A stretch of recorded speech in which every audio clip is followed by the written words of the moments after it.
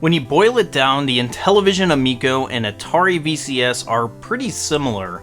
There hasn't been too much hardware shown to the public, but the Atari VCS has been lampooned at every step of the way, while the Intellevision Amico has enjoyed relatively positive success.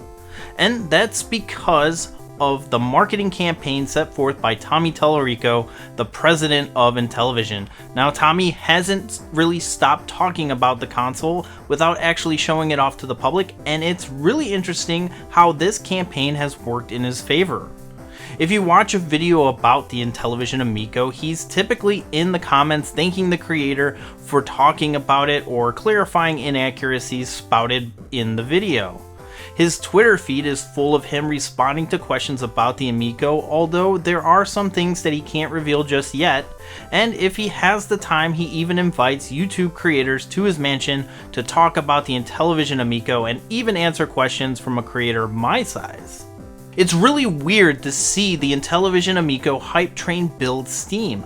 Like I said before, we really don't have anything physical to go on. We have a couple of pictures of what the console is going to look like and a sizzle reel of game footage, and that's it. But yet, Tommy has been able to sell people on a product by letting influencers see the system behind closed doors and sing its praises. Now, there are some advantages to this method of advertisement, the main one being that the Intellevision design is still in production. The controller has changed, and even the logo will see a change as well. And Tommy and the Intellevision crew can make those changes behind the scenes without being bound to the internet's habit to have everything written in stone. Tommy's strategy to reach out to every YouTuber and influencer who will listen has paid off, but one YouTuber has pushed back and it has chipped a bit at the polished veneer that Tommy has built for the Amico.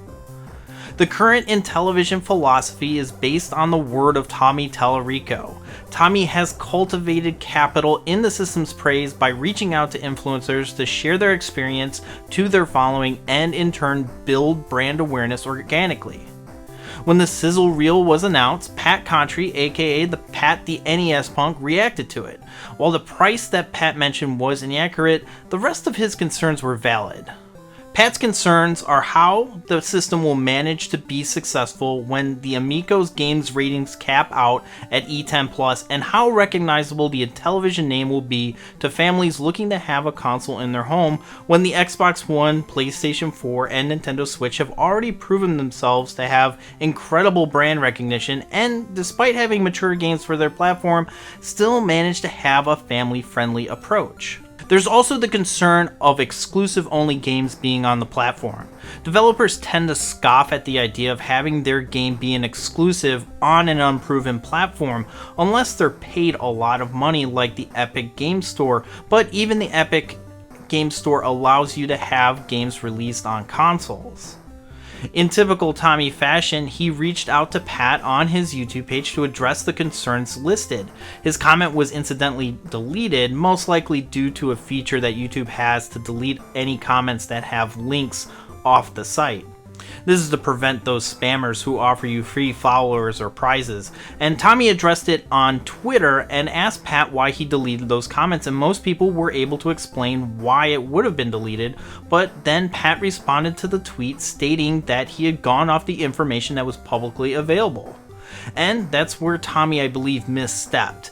He mentioned that the insider information that he has provided to influencers is proof that Pat had misspoke about the system, and it doesn't really make sense. I mean, from Pat's point of view, the information that's available now to the public is what information that he has to go off of. Having insider information kind of moves the goalpost. But Tommy is a stand-up guy and is passionate about the product that he intends to deliver, and up until this point there's really no reason to assume that Tommy is being untruthful, but it doesn't really help matters that Pat is pretty set on what he believes about the Intellevision Amico, and since the Twitter war and subsequent mentions of that battle on his podcast, Pat doesn't seem to be changing his mind anytime soon, but Tommy has plenty of people still on that Amico hype train. And Tommy has been able to pull people who are on the fence aside, show them his idea, and sell them on that idea so that when the console does come out, he'll have seeded a decent amount of organic brand recognition. This does fall apart when an influencer like Pat Contry doubles down and refuses to offer Tommy a platform. Tommy's sale of the idea of the Amico relies on influencers to give Tommy a chance to explain the Amico in full detail without showing it off to the public. People who have played this thing don't seem to have any reservations about the success of this console. And it's important that influencers give Tommy that platform because right now, as the recording of this video, Tommy is selling people on the idea of the Intellevision Amico.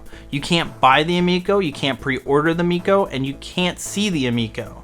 And I think this really works in his favor. Unlike the Atari VCS, you don't have to put up any money until it's ready to go on sale. Pat has also contended that it's really ill-advised to talk about something that's not ready to come out until next year, and that it'll get lost in the news cycle and people will eventually forget about it, and that all that hard work that Tommy has put forth has been for nothing. But this strategy has already been used by the big three already. The PlayStation 5 has been talked about for a year, but the final specs and physical version of the console have yet to be revealed.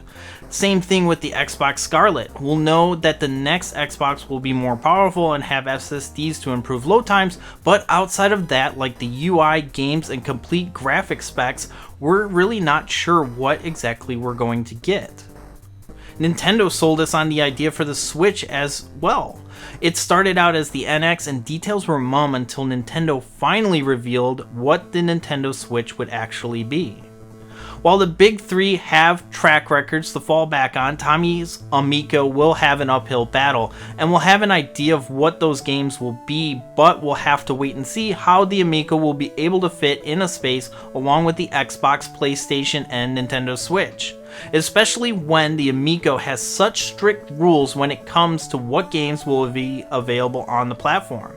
There's 10 commandments that Tommy has posted, and a lot of them are no-brainer rules, but if you want your game on the Amico, it needs to be rated E or E10, be 2D or 2.5D, so no roaming 3D worlds, contain local multiplayer, and no in-game DLC. Also, the game must be exclusive to the Intellevision Amico. You can port your game to the Amico, but the ports must be unique in some way to the Amico, which is a pretty tall order to meet as a developer. However, Tommy has stated that they'll pay certain developers up front and that dev consoles won't be an added cost to developers. Even they'll offer support to those developers to help that their game be optimized for the Amico, and they'll make sure that the game is showcased on their storefront, something that the Nintendo's eShop has had issues with now that the system is taking off and pumping games out like crazy. Time will tell how the Amico will perform. Markets shift all of the time, and this could fall pretty flat. It will be really interesting with the pacing of games to see how well people will respond to it. The one issue that I do see is that so far this is a digital only platform with some physical games, and that might not resonate very well with the target audience. I mean, I don't have an issue buying digital games on Steam or my Switch, but families unfamiliar with gaming might not be as fluent. We'll have to wait and see. Again, this is an idea that we're being sold on, and that idea has been changing to work out any kinks before it actually goes live. And that's why I think that Tommy is on the right track with the Amico. He's got an advantage at this moment. No specs are set in stone, and the system is just renders and prototypes at this phase, and he doesn't have the pressure of backers to produce anything on a deadline like the Atari VCS.